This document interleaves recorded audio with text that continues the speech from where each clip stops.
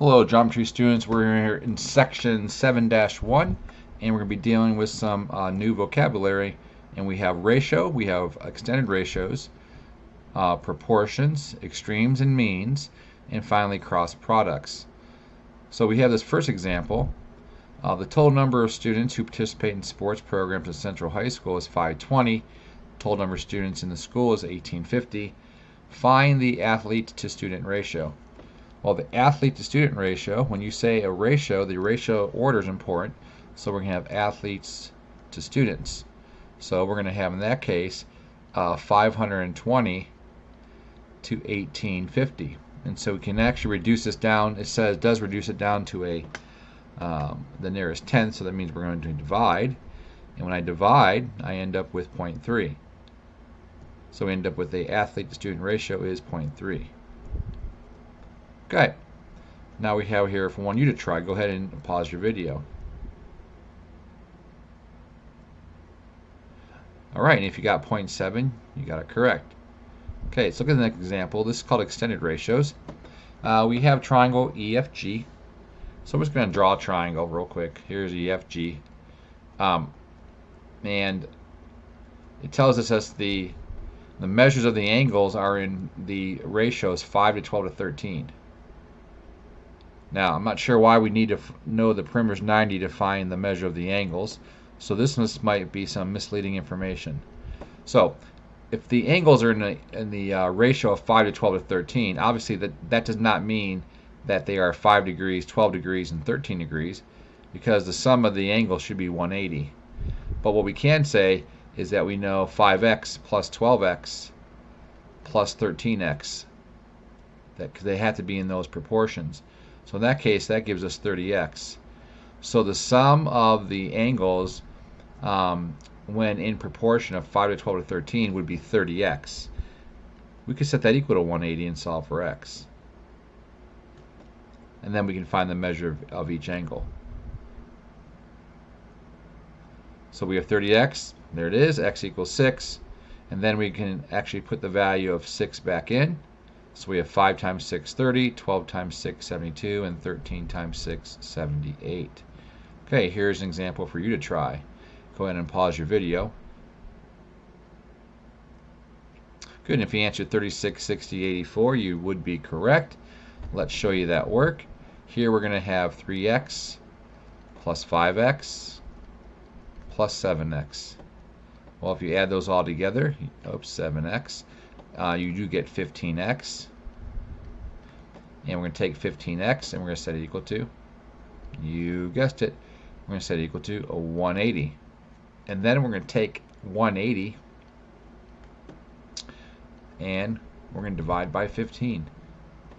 And we can always do the old-fashioned way for division, right? 15 goes in 18 one time, so that gives me 15. Go ahead and subtract, bring down my 0. Oh, that's a 2, so it's 12. So x is 12. So if x is 12, then the first angle is going to be 3 times 12, or 36.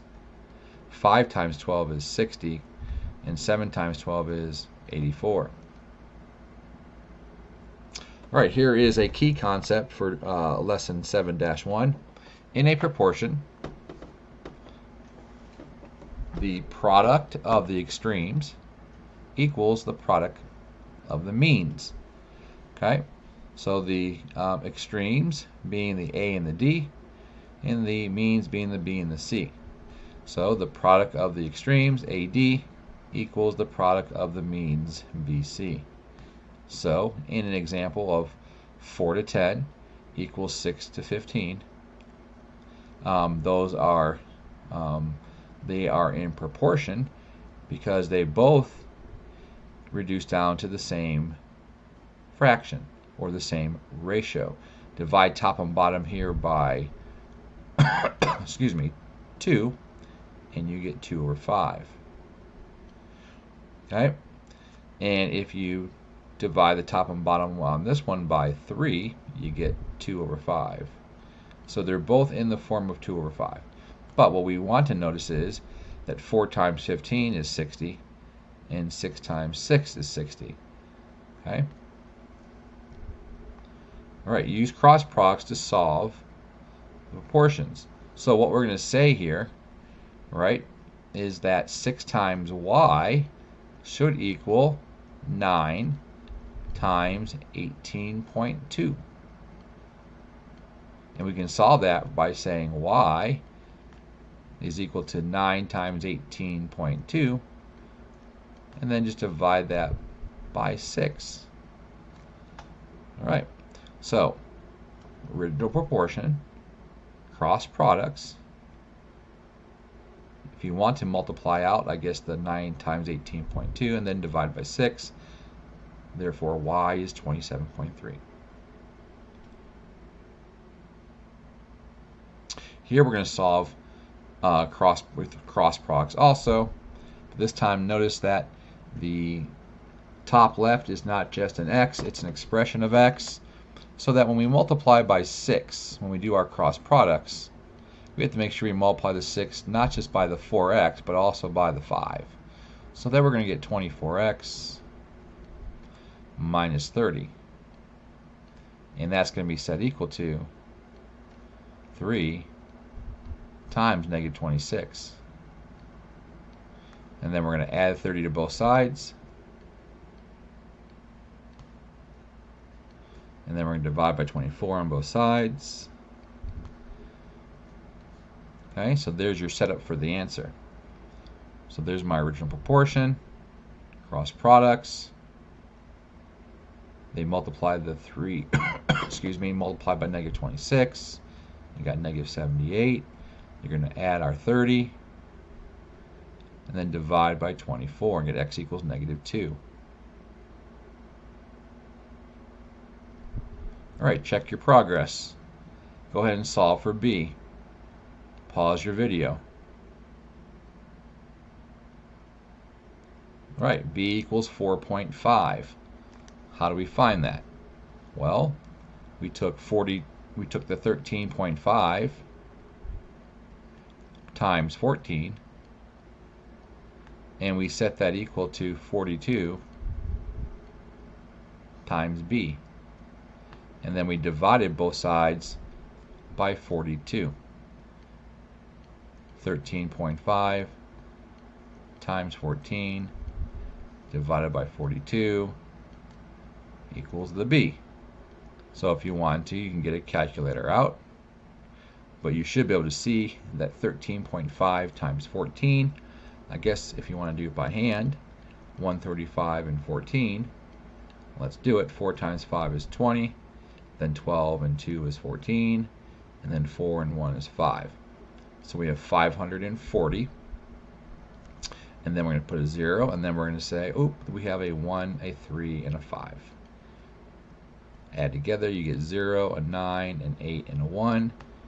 Now we're going to take 1890, but it's not really 1890, is it? Because it's only supposed to be 13.5. So you're supposed to put a decimal point back in. So we're going to take now 189, and we're going to divide by 42. All right, and 42 does go into 189. It looks like probably 4 times, and that gives me 4 times 2 is 8, and 4 times 4 is 16. There we go.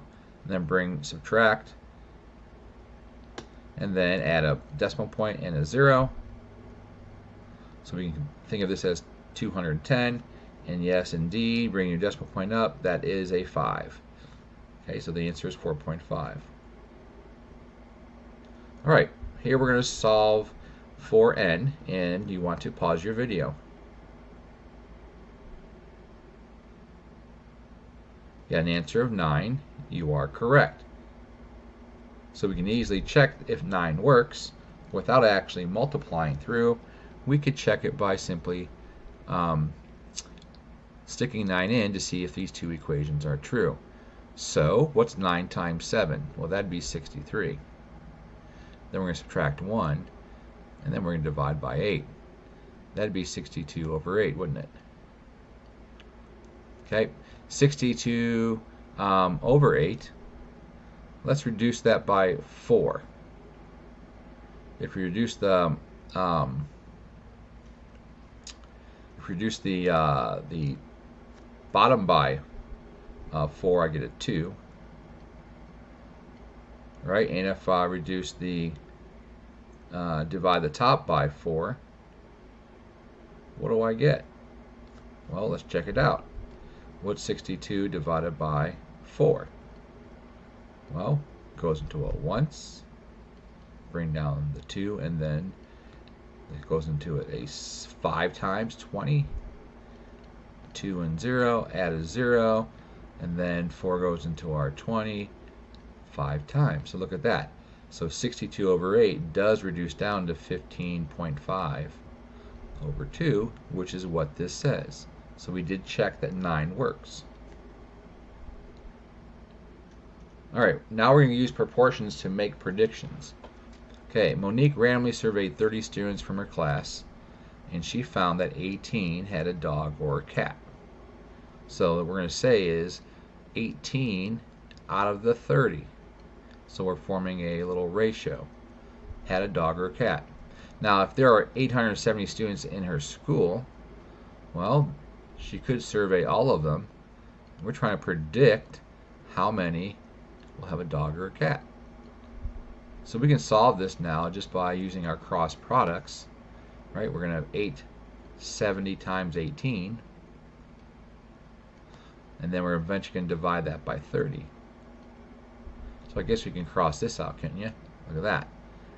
Divide top and bottom by 10, then reduce the 3 and the 18 into a 6. Looks like then we have 87 times 6 as my answer. So I wouldn't be surprised. 90 times 6 is 540. So the answer is going to be a little bit less than 540. Let's check it out. There you go, 522 when divided up. Right, check your progress. Go ahead and pause your video and solve for the total number of students with a part-time job. So if you got 324 students, let's check that. So 20 had a part-time job, all right, correct, out of 50. So 20 out of 50. You know what? That's the same thing as 2 out of 5, so I'm going to use that instead. I reduced already. Now I'm going to compare that to 810 students. Now remember, 810 is a total, just like the 50 was. So I got to put that down here on the bottom. And let's put X up top. So we're going to have 810 times 2, which is 1620, and that's going to equal 5 times X. And then we're going to divide both sides by 5. Now, we could check that by just saying, hey, I wonder if 324 times 5 gives me 1620. Let's try it. Here's 20. That's 10 and 2 is 12. And then 15 plus 1 is 16. There it is, 1620. So we verified. 324. All right, key concept, equivalent proportions. The following proportions are equivalent. A over B equals C over D. Or you could flip the fraction, B over A and D over C. Or we can actually compare the numerators, A over C, and compare that to the B over D. Or then we could flip those. So there's a bunch of different ways to setting up equivalent proportions.